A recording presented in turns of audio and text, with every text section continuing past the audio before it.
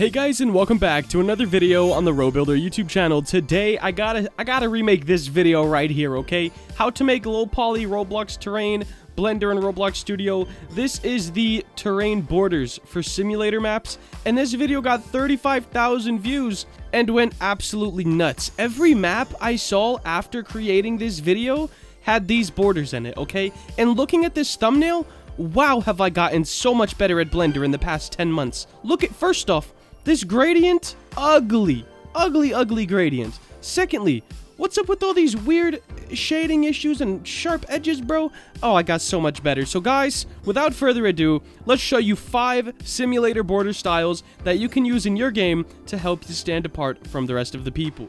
First things first, we're gonna build in Blender, but this first style right here is the style that everyone who doesn't want to use Blender knows. You basically have a rectangle, and then you have another rectangle, you scale it up, and you scale it down, just like this, and you put it on top, okay? Everybody, oh, let me turn off my magnet. Everybody who doesn't use Blender, this is it. This is the borders in Studio, and they'll just put them right next to each other. Most of the time, they'll do one up, one down, so like this, and then move it over, and just repeat that. They don't usually add too much variation, but I couldn't really recommend using that one. That's simply, if you don't have Blender, you have no interest in installing it, and you don't really care how the game looks, to be fair. Now, second, we might do 6 styles actually, because this is just kind of a variation. But secondly, if you do have Blender, you could make this, and then guys, if you just add a bevel, okay, boom, it's gonna look already 10 times better. I should Control Z this. Let me apply all transforms, and then I'll bevel it. That should help. Yeah, that'll make it look a lot better. So now we have sort of a rounded look, and then we can shade smooth and auto smooth that. Normals, auto smooth, perfect. And just that, guys, if you see how long this took, it literally took no time at all.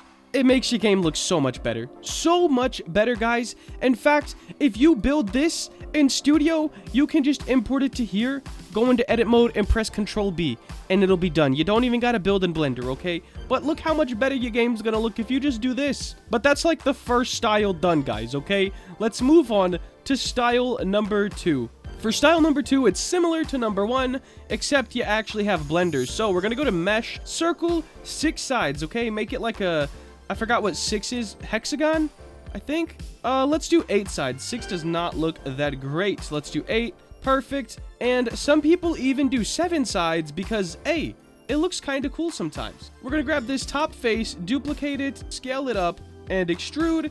And there is a border style number 2. And then, of course, you have the smoother variant of this, which I will go ahead and make right now. Perfect.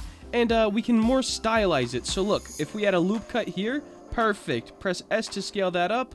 Nice. We could add a loop cut down here. S to scale that up. We could do Control B to make that scale a bit smoother on both of these. Something like that. And then if you wanted to, you could also bevel the top and bottom edge like so to give it a more rounded appearance. Shade smooth and auto smooth, and there you go. Another border style bites the dust. Now next up, we have this one, but it's a little bit different when it comes into actually coloring it. So let me go ahead, Shift Z, something like this. And guys, you're gonna want to make a stack of these. We'll say about 3 or 4 of them. I'm not gonna spend too much time lining them up perfectly and snapping them all together or anything like that, because I don't think it's too important for tutorial purposes. But Shift D, boom, extrude, perfect. And now we're gonna have this, but each of these would be a slightly lighter shade. It's a way to do gradients without exactly doing gradients. So let me show you guys, even though I know a lot of you guys probably don't texture in Blender, but I'm going to do it just so you guys can like see what I'm talking about. All right, guys. So the top, of course, would be a nice green, and then we would have this one. We will put it right here, and then you go to the next one right here, and the last one right here. Now I'm gonna grab everything so we can see them all. As you can see, it gets progressively darker. Let's move this one more towards the middle, something like that, and go into material view, and it would look like this, guys. Now you can make this in Studio. Let me go back to layout. You can make this in Studio by just making a hexagon in Blender, and then you can scale it all different types of sizes, and you would get this, guys. It was my favorite border style for a good little bit. And then, of course, after this, you would have the smooth variant of it as well. So let's go something like this. I'll just put a loop cut in the middle, turn on my proportional editing, and something like that will do. Add another loop cut up here, off with proportional editing. Perfect. Bevel this a little bit, and bevel this one a little bit, just like that, and then shade smooth, auto smooth. It would look a lot better if I took more time on it, but there you go, guys. I should probably texture these real quick as well. Alright, guys, so now that we have the, like, main styles done, like, we have our square, our, let's just say, well, it's 8 sides, so octagon now. And then the little gradient sort of type of thing, but you could do it in Studio. Of course, you can make all of these gradiented if you're texturing them in Blender, so we're not going to count that as a new style because it has no new form. Now, up next, we have one that was popularized by a builder named Exodus. He has quit since then, unfortunately, but it's all good. I'm here to show you guys that style right now. So let's grab each one of these, or like every other set here, something like this, and we'll just move those up. And then we're going to grab the inner faces here, like so. Alt-E, extrude along face normals, and push those in a little bit. And then with this, you would color the inside a little bit darker, and you would end up with something like this. And then, of course, there would be that same style, but a more fun version, I guess I could say. A lot of people like flat shaded. I personally like smooth shaded and a little more character to things. So, like, you know, scaling out the top, beveling that, and then putting a loop in the middle. Let's go ahead and turn on our proportional editing and scale that up, like so. So there we go. That is another style done. And then, of course, shade smooth with the auto smooth right here. So we have 1, 2, 3, 4 styles as of now. Let's do a 5th style. Alright, so I've really debated about putting this one in the video or not, because it's not really a border style necessarily, but more games have started to use it, such as Pet Simulator X, and every game cloning Pet Simulator X that has a linear map layout, or even the games that came out before that, like Unboxing Simulator, the original Pet Simulator. Anything with a linear map layout, they don't necessarily use borders. For example, we have walls, which, let me show you guys those. And yes, you heard me right, it's quite literally a wall.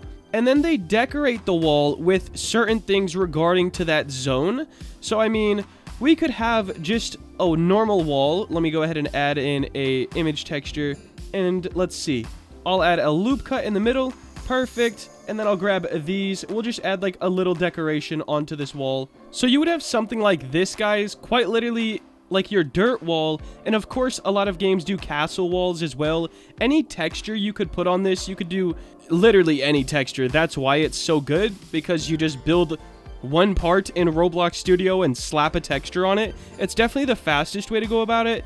And kind of the most unique in a way, because there's so many different ways you can style a wall. You can use other props from around your game, whether you're putting trees behind it, photo frames on it, any sort of textures, even any sort of parts to make it a more stylized object. The borders are just kind of the borders. Yes, we have 4 different styles of actual border itself here, but we have seen every single one of these styles within at least one Roblox game in our time, guys. So, I think that is going to wrap up today's video. If you did enjoy and you want to see more content like this, please make sure to like, comment, and subscribe. Have a great day. Later. I know I just did the outro, but I do want to add that there is so much more you can do to each and every one of these to add more character in them, but I also know people look at tutorials and do exactly what they say, so I want to leave all of the stylization options up to you guys. If you combine this tutorial with the one I did 10 months ago, you could add some pretty crazy stuff to these things. But with that, have a great day, guys.